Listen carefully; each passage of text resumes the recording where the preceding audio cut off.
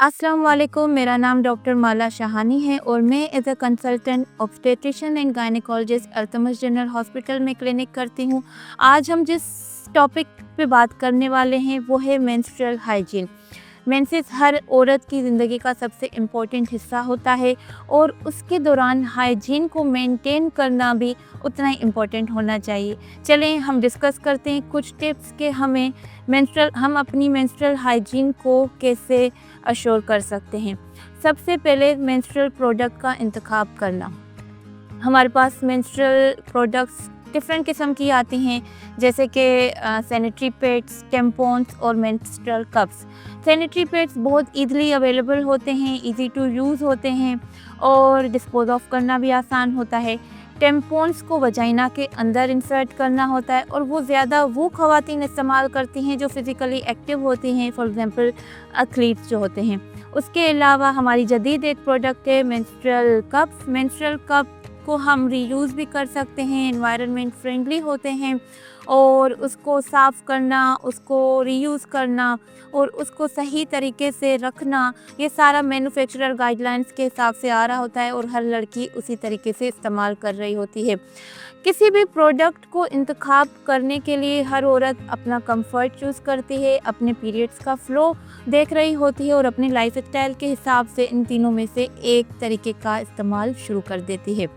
Number 2, change regularly. जो भी हम प्रोडक्ट इस्तेमाल कर रहे हैं उसको रेगुलरली और फ्रीक्वेंटली चेंज करना बहुत ज़रूरी होता है किसी भी इन्फेक्शन के रिस्क से बचने के लिए। For example sanitary pads use कर रहे हैं तो एवरी 4 to 6 आवर्स चेंज करेंगे और अगर किसी का फ़्लो ज़्यादा है तो मोर फ्रीक्वेंटली चेंज करेंगे।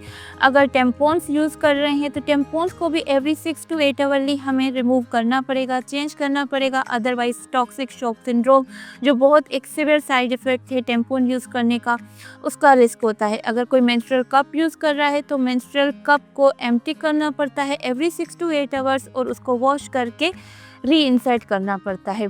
उसके चेंज करने के बाद थर्ड जो सबसे इम्पोर्टेंट है, जो अपनी पर्सनल हाइजीन और हमारे एनवायरनमेंट की हाइजीन के लिए इम्पोर्टेंट होता है कि इन मेंस्ट्रुअल प्रोडक्ट्स को डिस्पोज ऑफ कैसे करना है।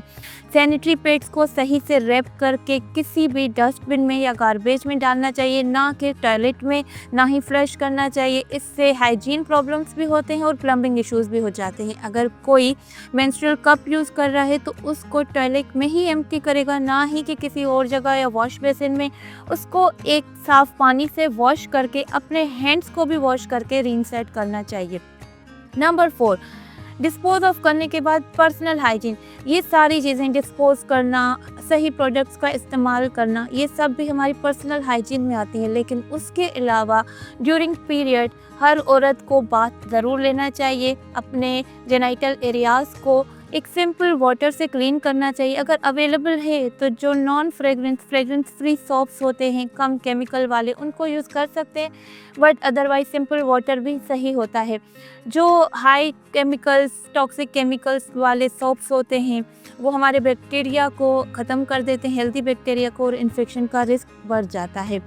Number 5, keep the track of your regular cycle. Thank you. Happy world hygiene day.